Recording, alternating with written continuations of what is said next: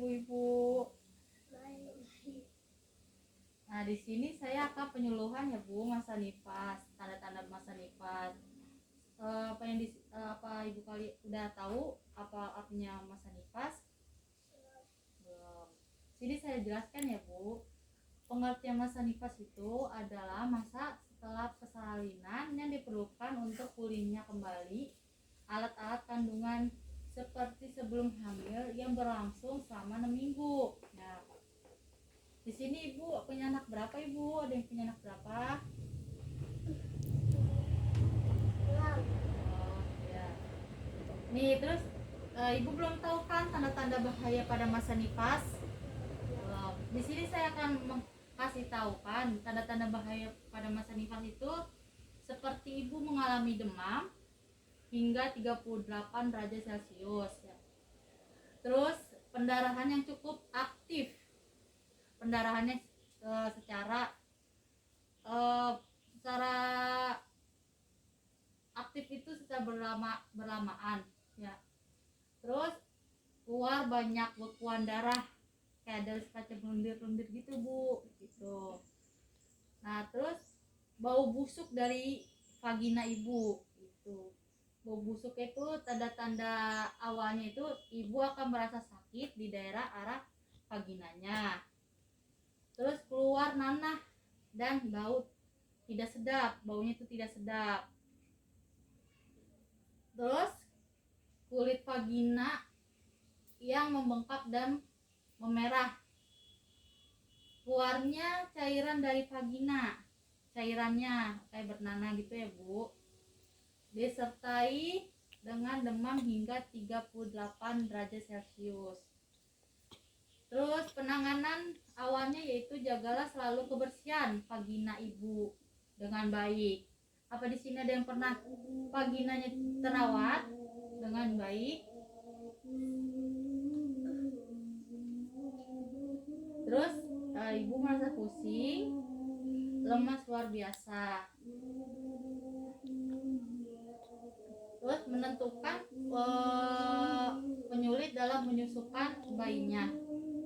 Kesulitan pada saat menyusui akan memperhambat kontak awal antara ibu dengan bayinya.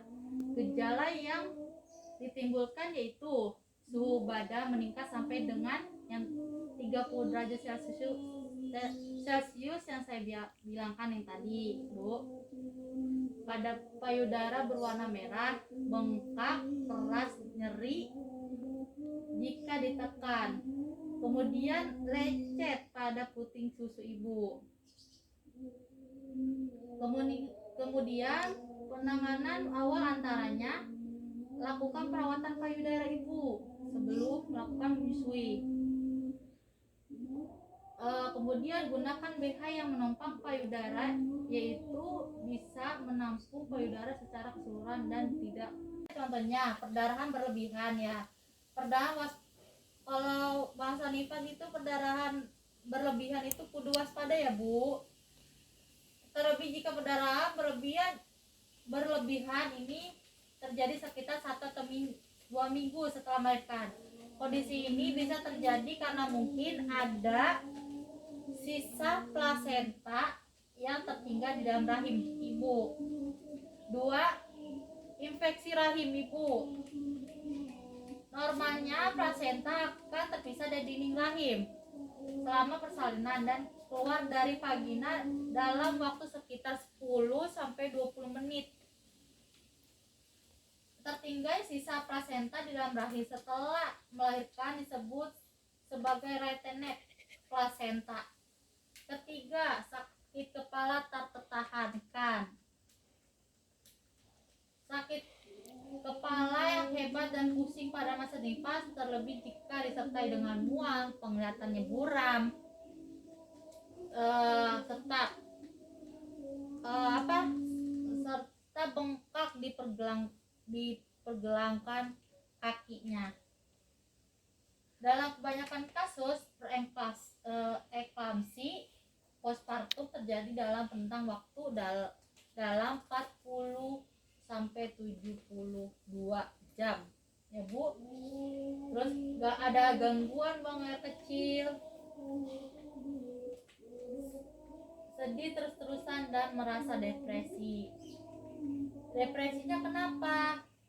Jika umumnya kondisi ini akan hilang dalam hitungan hari atau minggu. Namun jika terus terjadi dan justru bertumbuh menjadi muncul rasa marah, panik, dan depresi, waspada tanda depresi pasca melahirkan. Apa yang di sini ada yang mau bertanya, Bu? Bu, saya ingin bertanya bagaimana cara membedakan darah haid dan darah nifas. Perbedaannya darah nifas itu sama darah haid ya, Bu. Darah nifas itu umumnya akan keluar selama 2 sampai 6 minggu, bahkan bisa lebih dari itu. Terus darah haid itu berwarnanya merah cerah selama periode haid. Jadi kalau darah nifas itu di awal darah nifas berwarna merah kecoklatan, kemudian berangsur berubah menjadi coklat tua hingga merah muda. Apa bisa paham, Ibu? Jika darah nifas kalau lebih dari 40 hari. Darah nifas lebih dari 40 hari itu memang bisa terjadi. Pasalnya waktu masa nifas memang tidaklah mutlak. Artinya jika ada perempuan yang baru saja melahirkan dan melewati masa nifas 40 hari, sebenarnya bukan suatu hal yang perlu dikhawatirkan secara berlebihan. Paham, Ibu, sampai sini?